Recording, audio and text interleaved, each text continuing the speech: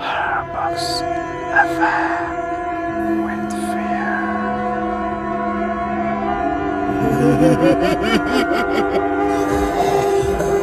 Welcome back to Horror Box FM, Episode 9. Tonight, we dive into a chilling, real-life nightmare that will make you think twice before trusting your technology. Turn off the lights, lock your doors, plug in your headphones, and let's begin. It was mid-October, right in the middle of a grueling cross-country road trip. I was driving through the isolated, deeply forested backroads of rural Pennsylvania, heading toward a remote cabin I had rented online for a week of complete isolation. I needed to escape the city, clear my head, and get some writing done. By the time darkness fell, I had been behind the wheel for nearly 9 hours.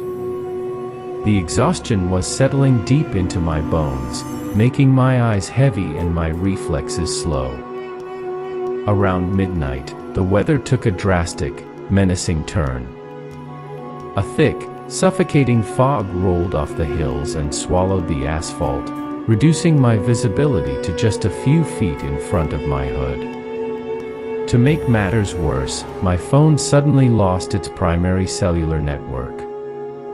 The signal bars vanished, and my main online GPS app froze instantly, its digital compass spinning aimlessly in a circle before throwing a "signal lost" error across the screen.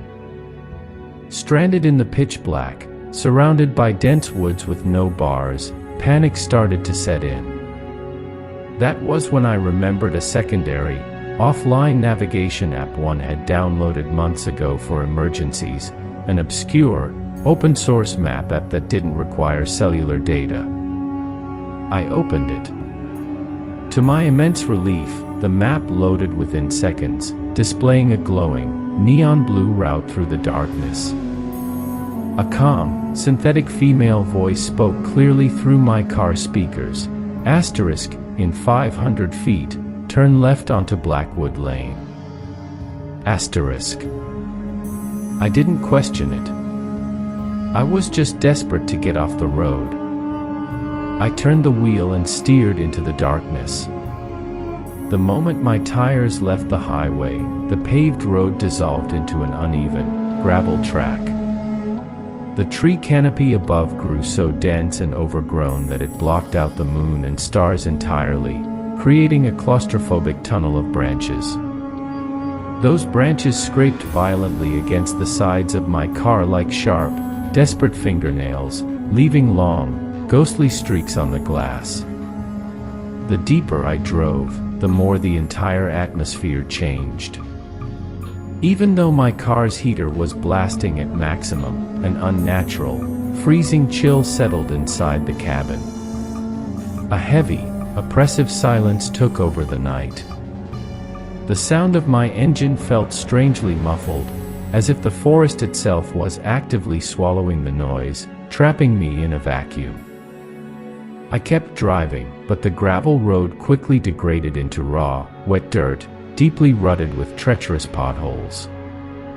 The knot of dread in my stomach tightened into a hard ball. I wanted to turn around, but the path had become incredibly narrow, flanked on both sides by steep, muddy ditches and ancient, twisted trees with roots like reaching arms. There was no room to execute a three-point turn.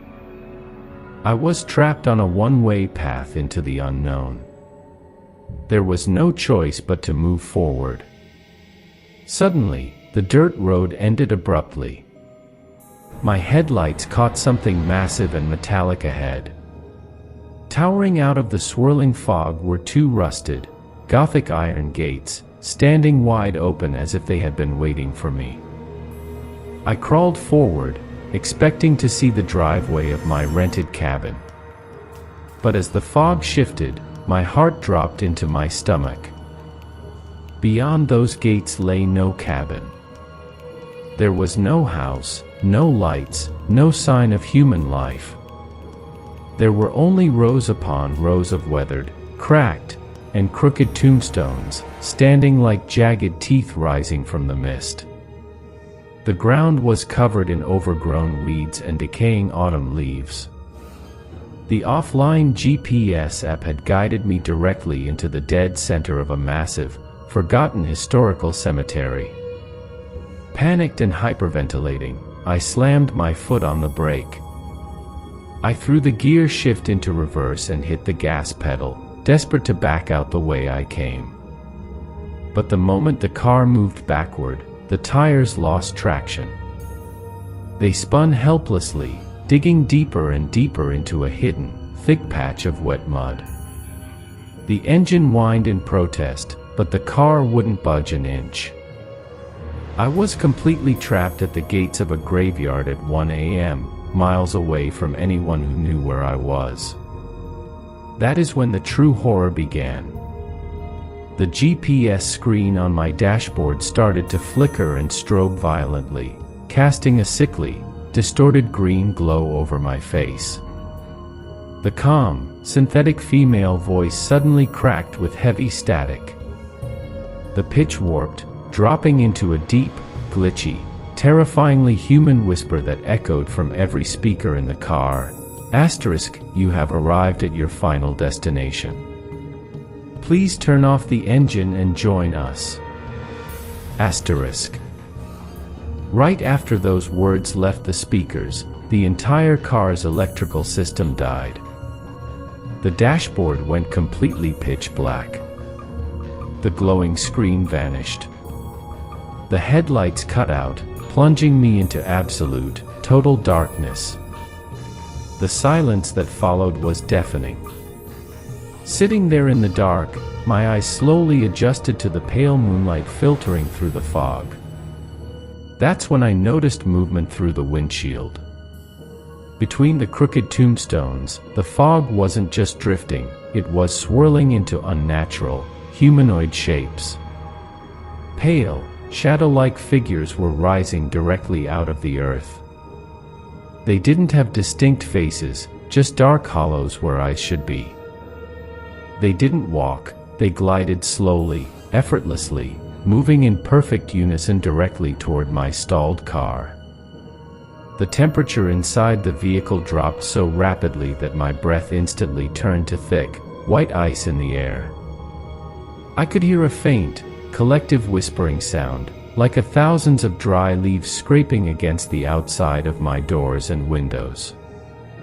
They were surrounding me. In a frenzy of pure survival instinct, sobbing and screaming at the top of my lungs, I began pounding on the steering wheel. I twisted the ignition key over and over again, praying for a spark. Asterisk click. Click. Click, asterisk. The starter engine groaned, but it refused to turn over. The pale figures were now just inches away from the car, their faceless heads pressed near the glass of my side windows, casting long shadows over me. I could feel the car gently swaying, as if cold hands were gripping the bumper. On what felt like my absolute final, desperate try, I mashed the gas pedal and twisted the key with all my remaining strength. The engine gasped, sputtered, and suddenly roared back to life. I didn't hesitate for a fraction of a second. I shifted the car into drive, floored the gas pedal to the floorboards, and twisted the steering wheel with everything I had. The car fishtailed wildly in the mud, throwing up chunks of earth, before the front tires finally gripped a patch of dry tree roots. The vehicle launched forward and sideways, smashing right through a rotten, decaying wooden fence that flanked the iron gate. Splinters and deadwood flew everywhere as I forced the heavy vehicle through the thick brush, tearing back down the dirt path like a maniac, completely ignoring the branches tearing at my paint. I refused to look in my rearview mirror. I knew that if I looked back, I would see something that would make me lose my mind completely. I drove like a man possessed, flying over the potholes and rocks, until my tires finally slammed back onto the smooth, beautiful asphalt of the main highway. I didn't slow down. I drove for another 30 miles at 90 miles an hour until I finally saw the bright, fluorescent lights of a 24-hour highway gas station. I parked right under the brightest lights, right next to the pumps. I was trembling so violently I could barely breathe, my clothes completely soaked in cold sweat. Desperate to rid myself of the nightmare, I pulled out my phone, determined to delete that cursed, evil navigation app. My blood ran completely cold. The app was gone. There was no icon on my home screen, no record of it in my download history, and no data usage cache in my phone settings. It was as if it had never existed on my device at all. Trying to calm my racing mind, I stepped out of the car into the cool night air to inspect the physical damage. I walked around to the back of the vehicle to check the bumper. When I reached the trunk, I froze, the breath catching in my throat. Pressed deep into the thick, wet cemetery mud that coated my trunk, my tail lights, and my rear bumper were dozens of fresh, distinct handprints. They were small, elongated, and pressed firmly into the grime, as if a crowd of unseen entities had desperately tried to hold the car back, trying to drag me down into the graves forever. I got back in my car, locked the doors, and drove until the sun came up. I never went to that cabin, and to this day, I never use a GPS at night without looking at a physical map first. Because you never truly know who or what is directing your path. Box FM with fear.